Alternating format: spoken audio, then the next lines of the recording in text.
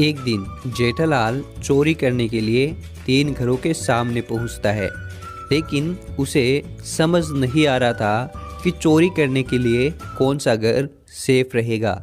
लेकिन क्या आप इन तीनों घरों को देखकर बता सकते हैं जेठालाल के लिए चोरी करने के लिए कौन सा घर सेफ रहेगा?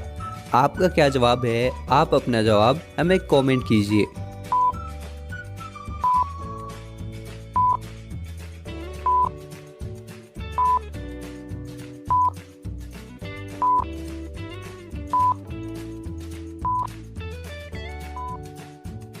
चलिए दोस्तों, इसका सही जवाब देखते हैं। तीनों ही घरों की खिड़कियां खुली है, यानी तीनों घरों में चोरी करना आसान है। लेकिन पहले घर की लाइट ऑन है, यानी ये सेफ नहीं है। दूसरे घर के सामने जूते और चप्पल है, यानी कि घर के अंदर लोग हैं, इसलिए ये भी सेफ नहीं है।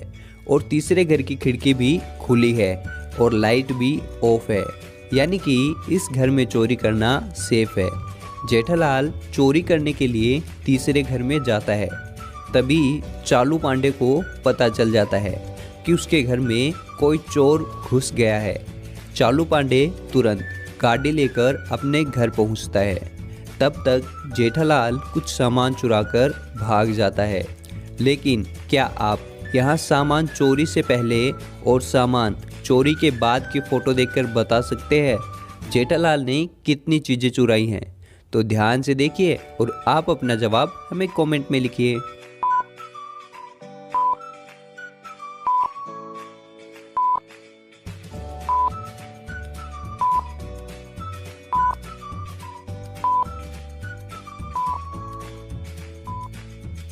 चलिए इसका सही जवाब देखते हैं। जेठालाल ने पहली चीज़ ये चुराई है, दूसरी चीज़ ये चुराई है और तीसरी चीज़ ये चुराई है। चालू पांडे जेठालाल का पीछा करता हुआ जाता है, लेकिन तभी चालू पांडे को 3 रास्ते दिखाई देते हैं। लेकिन क्या आप सोचकर बता सकते हैं जेठालाल किस रास्ते से भागा होगा? आपका क्या जवाब है? आप अपना जवाब हमें कमेंट कीजिए।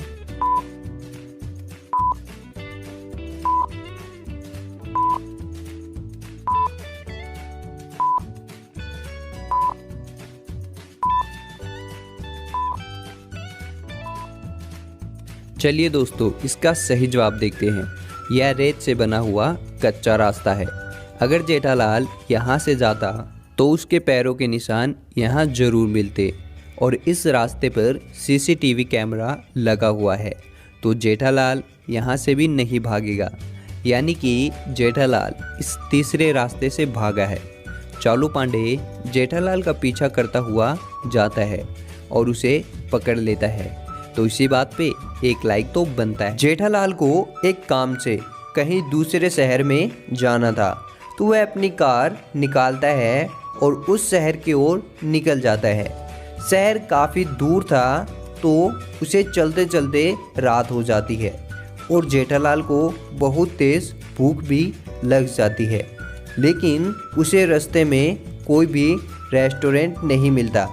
लेकिन जेठालाल जैसे ही आगे जाता है तो उसे 3 दरवाजे दिखाई देते हैं। पहले दरवाजे के पीछे गर्मा गर्म खाना है और दूसरे दरवाजे के पीछे ढेर सारा सोना है और तीसरे दरवाजे में पीने का साफ पानी है। तो दोस्तों, आपको क्या लगता है कि ऐसी सिचुएशन में जेठालाल स्क्रीन पर नज़र आ रहे सभी दरवाज़ों में से कौन सा दरवाज़ा सबसे पहले खोलेगा? तो थोड़ा दिमाग लगाइए और आप अपना आंसर हमें कमेंट कीजिए।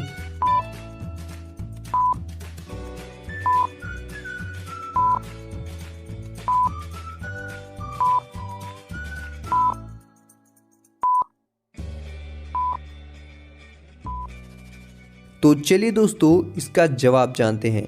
जेठालाल इन तीनों दरवाज़ों में से कोई भी दरवाज़ा नहीं खोलेगा, क्योंकि उसे सबसे पहले अपनी कार का दरवाज़ा खोलना पड़ेगा। अगर आपने ध्यान से सुना है तो हमारा प्रश्न था कि स्क्रीन पर नज़र आ रहे सभी दरवाज़ों में से पहले कौन सा दरवाज़ा खोलेगा? तो पहला दरवाजा तो उसे कार का ही खोलना होगा ना। इन दोनों पिक्चर को ध्यान से देखिए और बताइए इन दोनों पिक्चर में 3 डिफरेंस कौन से हैं। ध्यान से देखिए और आप हमें अपना जवाब कमेंट कीजिए।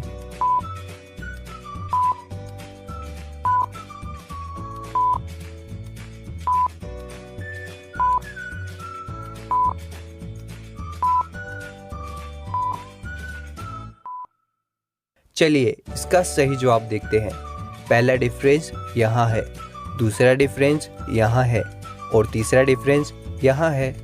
एक दिन जेठालाल का कार का एक्सीडेंट हो जाता है और जेठालाल की कार पानी में जा गिरती है।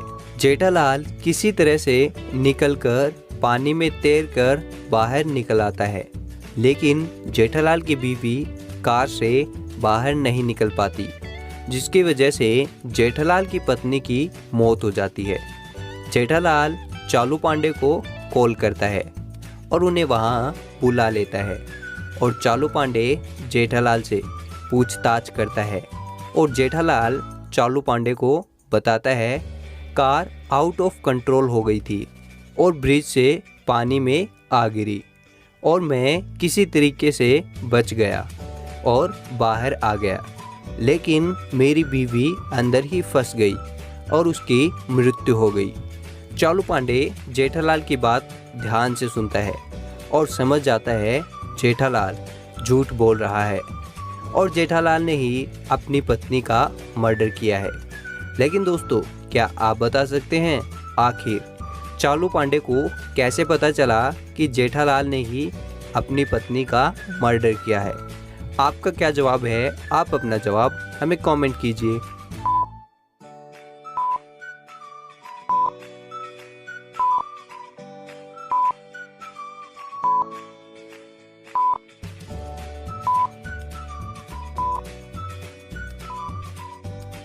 चलिए दोस्तों, इसका जवाब देख लेते हैं। दोस्तों, अगर आपने ध्यान से देखा हो तो आपने जेठालाल का झूठ पकड़ लिया होगा। जेठालाल के कपड़े सूखे हुए हैं। अगर जेठालाल पानी से बाहर आया है तो उसके कपड़े तो भीगे हुए होने चाहिए। तो दोस्तों, क्या आपका भी यही जवाब था? तो अभी इस वीडियो को लाइक कर दीजिए। एक दिन गोकुलधाम सोसाइटी में पोपटलाल का मर्डर हो जाता है। जब चालू पांडे को पता चलता है तो वहाँ चालू पांडे भी पहुँच जाता है और वहाँ तहकीकात करने के बाद 4 सस्पेक्ट पकड़ता है, जो है दया, बबीता, जेठालाल और बीडे मास्टर। चालू पांडे इन चारों सस्पेक्ट से पूछताछ करता है, जब पोपटलाल का मर्डर हुआ तब तुम सब क्या कर रहे थे? तभी जेठालाल बताता है, मैं तो अपनी इलेक्ट्रॉनिक की शॉप में था। फिर बबीता जी बताती हैं, मैं तो अपने घर पर टीवी देख रही थी। और फिर दया बताती है, मैं तो अपने घर पर ब्रेकफास्ट बना रही थी। और फिर बीडे मास्टर कहता है, मैं तो अपने घर पर बुक्स पढ़ रहा था। चालू पांडे इन चारों की बातों को ध्यान से सुनता है और चालू पांडे को पता चल जाता है इनमें कौन झूठ बोल रहा है, जिसने पोपटलाल का मर्डर किया है। लेकिन क्या आप बता सकते हैं इनमें पोपटलाल का हत्यारा कौन है? आपका क्या जवाब है? आप अपना जवाब हमें कमेंट कीजिए।